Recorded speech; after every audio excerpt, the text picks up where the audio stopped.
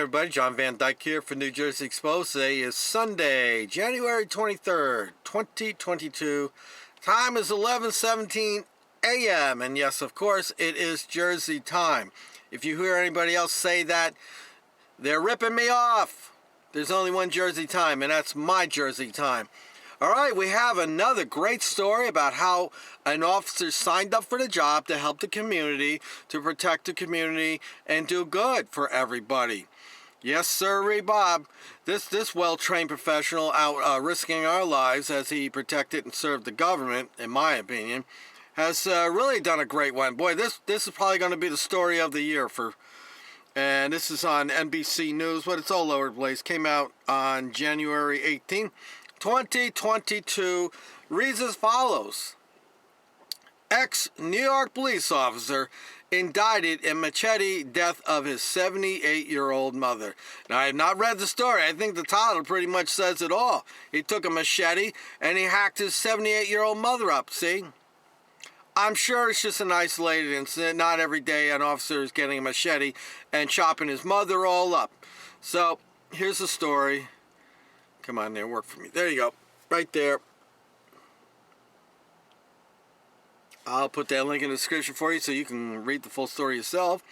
A former New York police officer has been indicted in the death of his mother, who was found nearly decapitated in her home in Queens last year.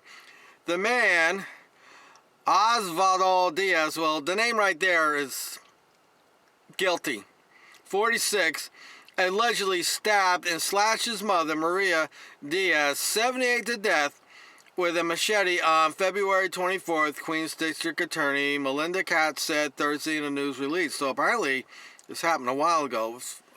Why is it taking so long? The defendant allegedly attacked his mother with a machete to the point of near decapitation. Katz said in a release, this outburst of violence, which is typical and not... Is anybody surprised about the violence? Which includes other 6 children, has devastated the victim's family, which includes her other 6 children, which I'm sure are all grown up. Diaz was employed by the New York Police Department from 2005 to 2008 when he was fired, the police department said. Diaz and his mother lived together in an apartment above a beauty salon, according to the release. The day of the killing, Diaz's sister went to their home for a visit as she and her mom had planned to run some errands and take a walk.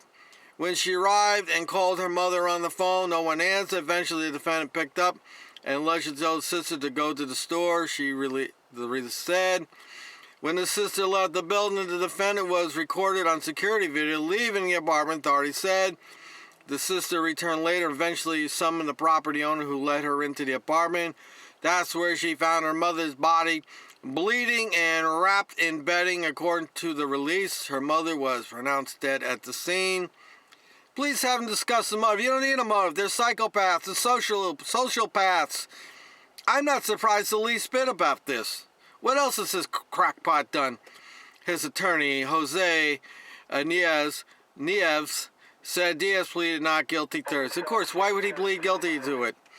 I request the court order a psychiatric evaluation immediately because I have serious concerns about Mr. Diaz's competency to participate in criminal proceedings.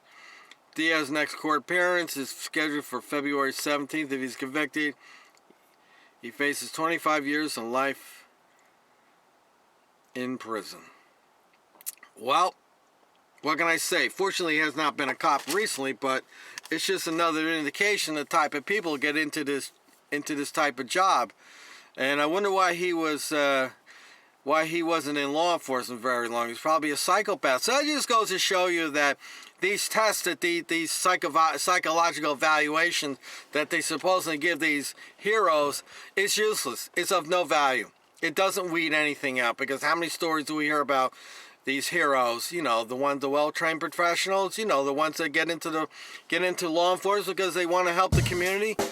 It doesn't weed them out. Check the mic and make sure it sounds very right, disgusting, boys. very sad that this poor woman had to get hacked to death. I'm sure it was not a pleasant ending to her life, and no doubt she did not deserve that, and neither did the family. And as far as I'm concerned, this former hero. They should march him off to the gas chambers, in my opinion. So, all right, let me know what you think in the comment section. Till next time, people.